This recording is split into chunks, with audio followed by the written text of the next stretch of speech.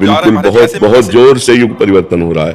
भ्रष्टाचार, नशेबाजी, हिंसा, चोरी, ये सब बहुत, किसी पर किसी को विश्वास नहीं रह गया, वर्णाश्रम धर्म का कोई आचार नहीं रह गया, शास्त्र सम्मान नहीं रह गया, सब मनमानी आचरण चल रहे हैं। मनमानी बदल रहा है और बदलेगा, अभी तो भ्रष्टाचार और बढ़ेगा, तभी तो कलयुग का प्रभाव आएगा। भा भ्रष्टाचारा सब संसारा, धर्म सुने नहीं काना, कान से भी धर्म सुनने में नहीं आएगा, ऐसा भ्रष्टाचार बढ़ेगा। वो तो बढ़ ही रहा है, प्रतिपल बढ़ रहा है।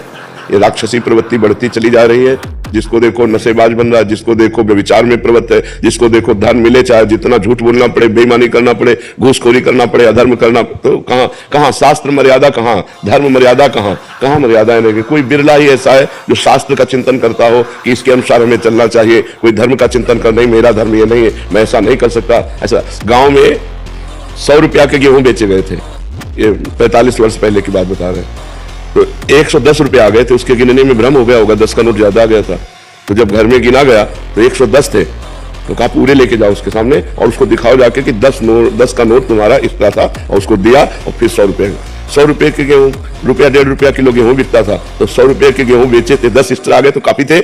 लेकिन ऐसा नहीं, तुरंत पैसे वापस के, ये धर्म है कि नहीं उसके 10 रुपए ज्यादा आ गए, हम 10 रुपए। और आज क्या होता, अरे वो अगर कहता भी कि हमें लगता है 10 रुपया ज्यादा आ गया, तो बोले कहते 100 रुपए दिए थे तुमने, वो झूठ बोल जाता। धर्म का साक्षी रख करके कहीं कोई अधर्म नहीं करता था। कहीं भूल चूक से कोई अधर्म हो जाए तो लोग उसका समाज में बैठाल करके उसकी निंदा करते थे, उसको प्रताड़ित करते थे। अब समाज ही निंदनीय हो गई है। बड़े बूढ़े 4 लोग बैठ के हुक्का पीते हैं, शराब पीते हैं, तो बच्चों के ऊपर आचरण क्या जाएगा। तो धर्म का, शास्त्र का आजकल सम्मान करने वाले बहुत कम रह गए। शास्त्र में क्या लिखा है, मेरा क्या आश्रम है, आश्रम के अनुसार मेरा क्या धर्म है, ये कोई जान ही नहीं रहा। बस मनमानी आचरण करते रहो, मनमानी आचरण करते रहो। पहले सत्य था। हाँ, पहले से बिल्कुल सत्य बात है। पहले सत्य, धर्म का स्वरूप सत्य ही है। पहले सत्य था, अब तो व्यभिचार, झूठ, व्यसन ये सब बढ़ रहा है।